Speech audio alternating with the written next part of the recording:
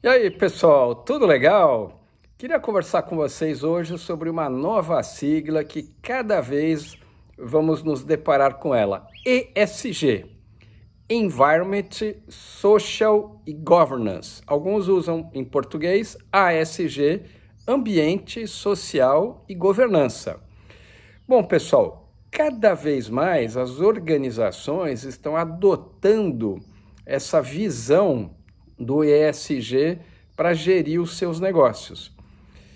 E da onde vem isso, pessoal? Ou seja, mais do que simplesmente olhar indicadores financeiros, que é aquilo que a gente normalmente percebe para apontar o desempenho das organizações, outros aspectos estão se tornando cada vez mais relevantes para definir se de fato uma organização tem uma possibilidade de sobreviver no médio e longo prazo.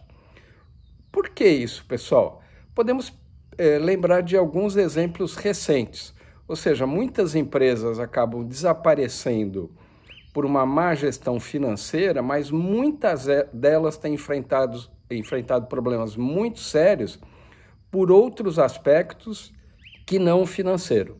Quer ver dois exemplos? Quando a Vale enfrentou aquele problema de Brumadinho, a própria existência da organização foi questionada em função dos impactos que ela causou na sociedade e no meio ambiente. Um caso mais recente, mais crítico, é do grupo Odebrecht, que em função de seu envolvimento com questões de desvio e corrupção, teve a existência da sua organização, já de muitos anos, uma organização muito grande e poderosa, bastante ameaçada. Muito bem, então, mais do que um indicador financeiro, ESG significa um processo de evolução na gestão das organizações que passa, então, a incorporar a sua cultura, as suas práticas e os seus procedimentos. E por isso que isso é tão relevante. Mas isso não é um processo que está acontecendo localizadamente, mas é um processo global. Cada vez que existe uma etapa de transformação mais relevante, muitos agentes interagem para provocar e para conduzir esse processo de transformação. Eu queria destacar, então, três agentes principais desse processo. Primeiro, a sociedade como um todo, a sociedade civil organizada, através de entidades, através de movimentos, através de organismos internacionais não governamentais. O segundo pilar são as próprias organizações que, ao incorporarem novas práticas no seu dia a dia e na sua cultura, passam a transformar não só a própria organização, mas a sociedade como um todo e as comunidades no seu entorno. E, finalmente, o agente governamental, que tem influência muito grande ao determinar diretrizes, orientações, leis, normas, multas, penalidades pelo não cumprimento dessas novas normas. Eu vou falar um pouquinho sobre um artigo que o nosso amigo Roberto Mossima nos mandou, da XP. Então vejam, uma entidade, uma empresa financeira, né, também bastante preocupada com o tema do ESG. Na verdade, eu vou citar dois artigos que vão ficar aqui embaixo nas referências do vídeo, para quem quiser consultar. Eu vou começar, então, ao contrário, falando desses três pilares que eu citei agora. O primeiro, o governo. O primeiro artigo da XP fala exatamente do marco regulatório, ou seja, esse conjunto de normas que passa a orientar ou reger a sociedade. O artigo cita que a CVM, a Comissão de Valores Mobiliários, e o Conselho Monetário Nacional, CMN, já definiram várias orientações, várias normas que impactam a vida das organizações. As políticas de responsabilidade social que as empresas são obrigadas a apresentar, a explicitar, orientações quanto à sustentabilidade das organizações, todas as orientações com relação aos impactos de meio ambiente. Então veja que isso não é uma ação de um grupo de de ecologistas malucos que querem preservar o planeta. Não, isso passa a ser incorporado cada vez mais por toda a sociedade como pilares para a sustentação dos negócios e a preservação, obviamente, na vida no planeta. Então, o primeiro agente bastante relevante é o governo, e temos tido avanços no mundo todo nesse aspecto. Existem orientações globais que precisam ser seguidas.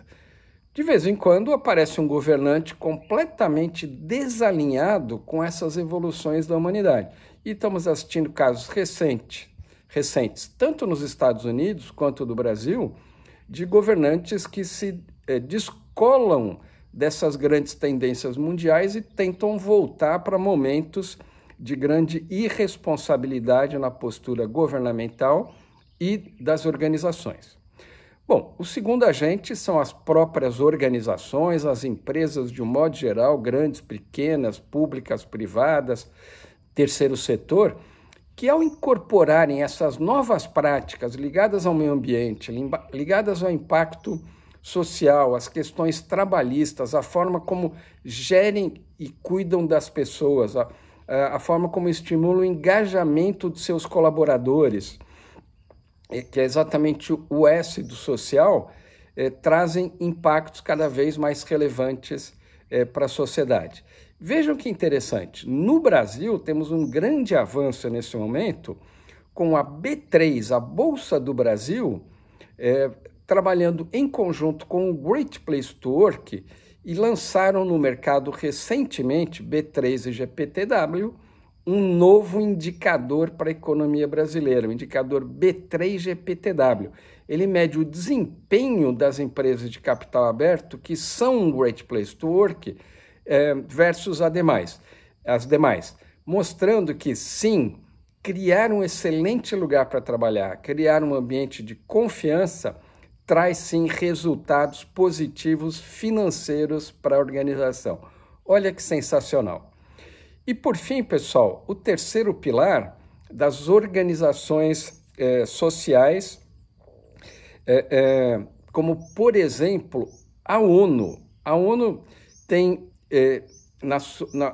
já há alguns anos, lançou o Pacto Global, e que recentemente foi traduzido em 17 Objetivos de Desenvolvimento Sustentável.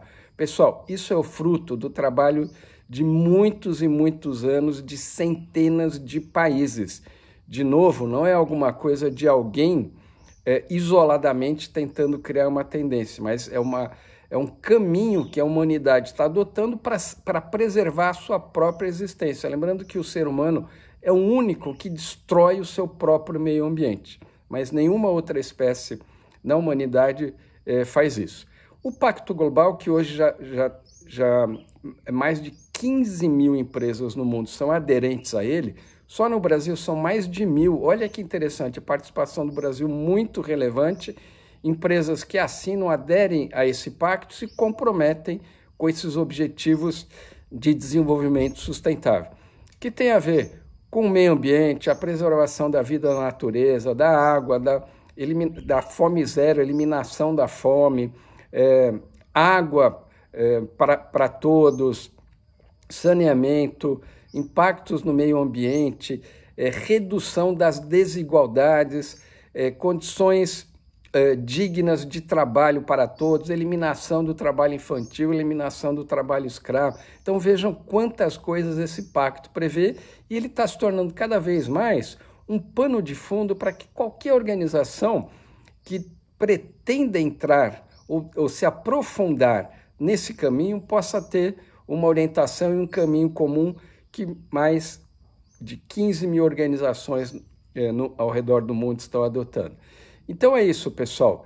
Essa é a sigla do ESG, Environment, Social e Governance, que cada vez mais vai fazer parte da nossa vida e pela qual cada um de nós cada vez mais vai trabalhar a seu favor para criar uma melhor condição de vida para cada um de nós, um melhor ambiente de negócios para todos e uma melhor sociedade. É isso aí, pessoal. Muito obrigado.